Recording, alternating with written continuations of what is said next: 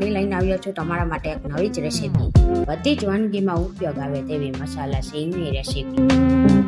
આજે આપણે મસાલા સિંગના પરફેક્ટ માપની સાથે બજાર જેવી તૈયાર કરશું. સૌથી સરળ રીતે મસાલા સિંગ બનાવવાનું ચાલુ કરી દઈએ. બહાર જેવી મસાલા સિંગ બનાવવા માટે મેં અહીંયા 1 કપ અને વજનમાં 150 ગ્રામ જેટલા કાચા મગફળીના દાણા લીધા છે, એટલે કે માંડવીના બી લીધા છે. માંડવીના બીને આપણે પેનમાં એડ કરી દઈશું. તો ગેસની ફ્લેમ મીડિયમ રાખીને આપણે દાણાને શેકી લેશું. માંડવીના બી શેકવાથી તે થોડા ગરમ થશે, જેનાથી જેમાં રહેલો ફોતરાનો ભાગ સહેલાઈથી નીકળી જાય છે.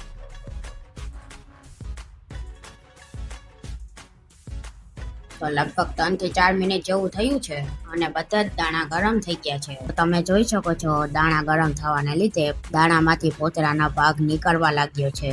તો હવે ગેસની ફ્લેમ બંધ કરીને માંડવીના બીને આપણે બેગમાં એડ કરી દઈશું અને બંને હાથની મદદથી બેગને આ રીતે મસળતા જઈ માંડવીમાંથી બધા જ ફોતરાને આપણે આ રીતે કાઢી લઈશું. એક વાતનું ખાસ ધ્યાન રાખવાનું, જે બેગ આપણે લઈએ તેનું ટેક્સચર હાર્ડ હોય તેવું લેવું અને તમે બેગની જગ્યાએ નેપકિનનો પણ ઉપયોગ કરી શકો છો. અહીંયા તમે જોઈ શકો છો માંડવીના બીમાંથી ફોતરા આસાનીથી દૂર થઈ ગયા છે અને 2 ભાગમાં ડિવાઈડ પણ થઈ ગયા છે અને બચેલા ફોતરાના હાથની મદદથી આ રીતના કાઢી લઈશું. તો અમે અહીંયા બધા જ માંડવીના બીને ફોતરા કાઢીને આ રીતના રેડી કરી લીધા છે.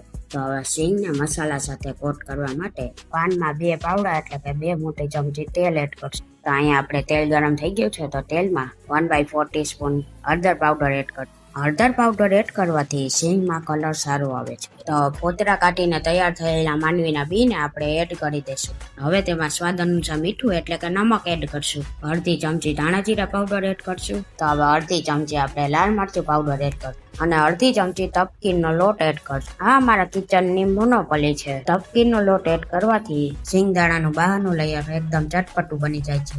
આ તમે એમ કહી શકો છો કે આ અમારા કિચનનું મેઇન ઇન્ગ્રીડિયન્ટ છે. તો હવે અડધી ચમચી આપણે ખાંડ એડ કરશું. તો હવે બધી જ વસ્તુને સારી રીતના મિક્સ કરી લેશું.